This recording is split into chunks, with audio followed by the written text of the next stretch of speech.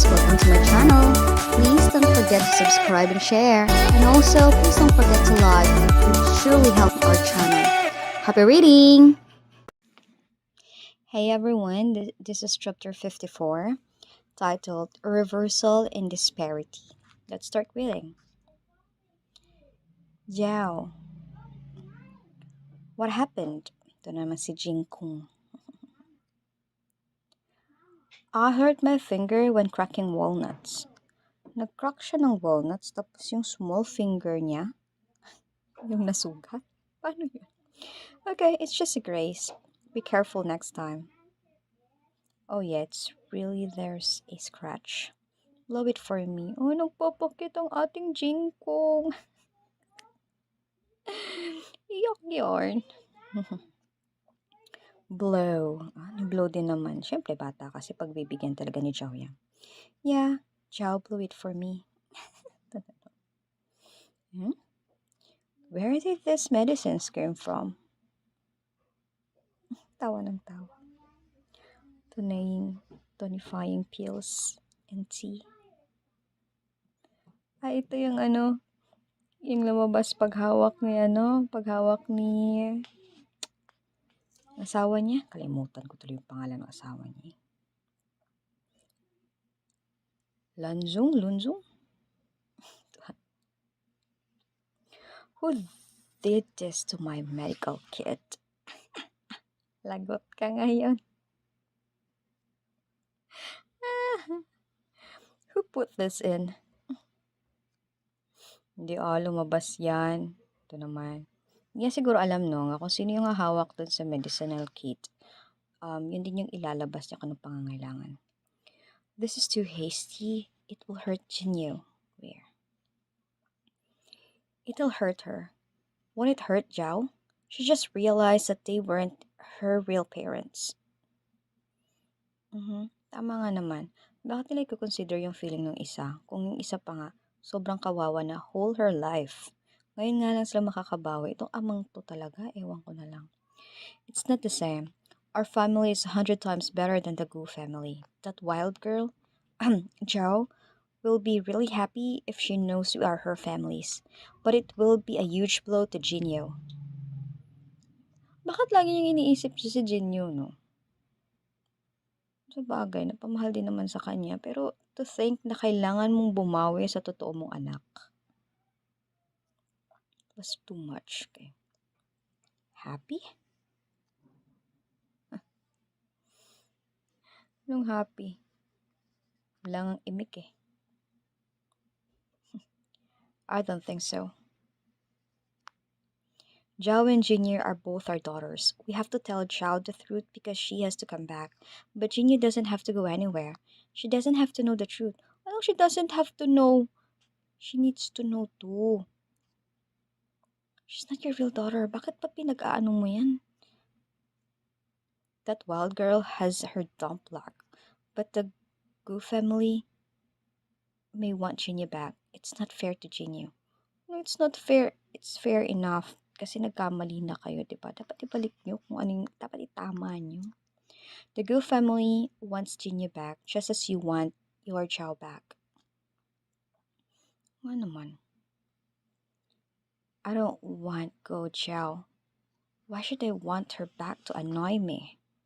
Grabing ama to. Actually, the Gu family is not a good family. They actually tried to fill in for Jiao with another girl. I think we should keep no communication with them. Palusot na naman. What? Jiao must have suffered a lot. Indeed. Relax. I have taught them a good lesson. Now that you also know what those people are like, do you agree that we shouldn't send Jinyu back to them? Lagi niyang inaano, no? Of course, Jinyu is my daughter, no matter where she is. Hindi mo nga na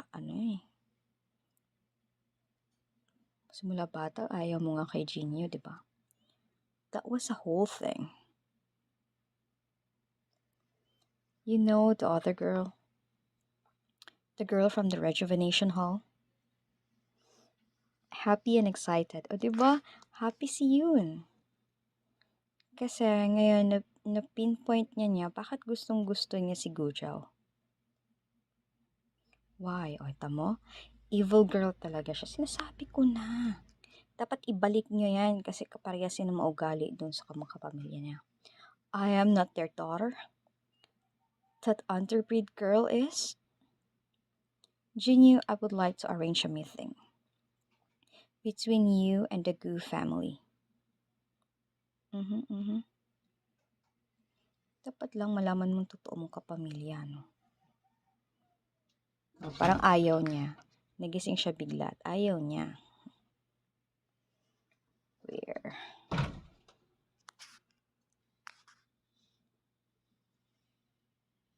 Rustling.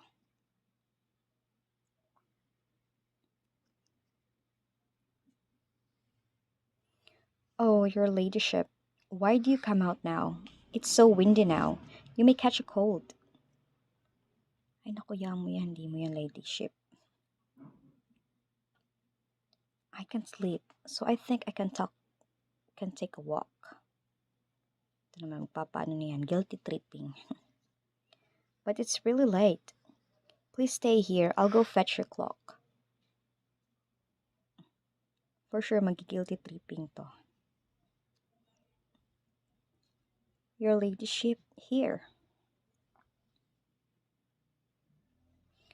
Behind palace doors, the fragrance of meat and wine. Outside in a frozen street, the bones of those who died. Tapos, nung punto mo, hindi ka naman totoong anak. What's wrong? Why are you suddenly reading a poem? Do you want to write something? I am inside that palace. Look at the fur coat. Some people, even if they don't eat or drink for their whole lives, still can't afford to buy such clothes. Oh, dapat maisip mo yan na yung totoong anak hindi nakasuot ng ganyan. Ikaw, na anak ng peasant lang naman, nakasuot ng ganyan. Lumaki nasa palasyo. Of course, you're the daughter of the Marquis. Not everyone can live like you. Tapos yung totoong anak nasa labas. Lee, you look younger than me. How could your family bear to let you work as my maid? Bear?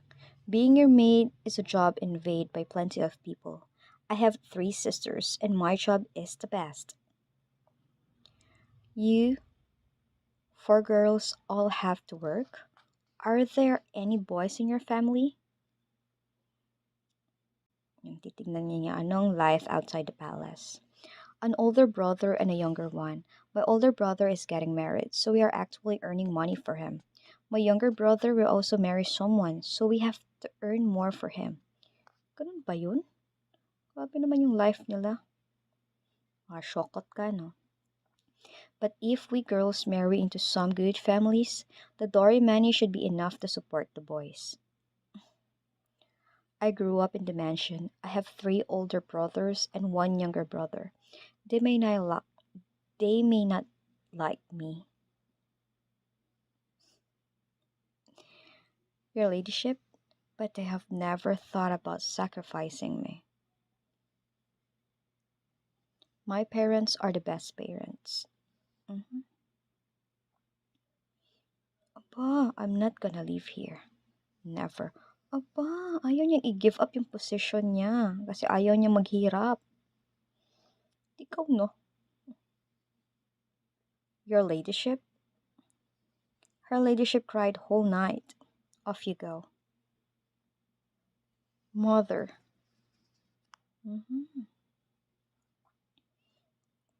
Di ba? Nagpapag-guilty trip si ate mo, girl.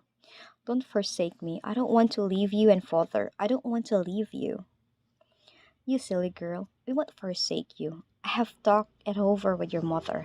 This is up to you now, if you want to go back. I don't. I'll serve you forever. Okay, you'll stay. But we have to pay respect to your real parents. I'll go talk to your brother. Wait.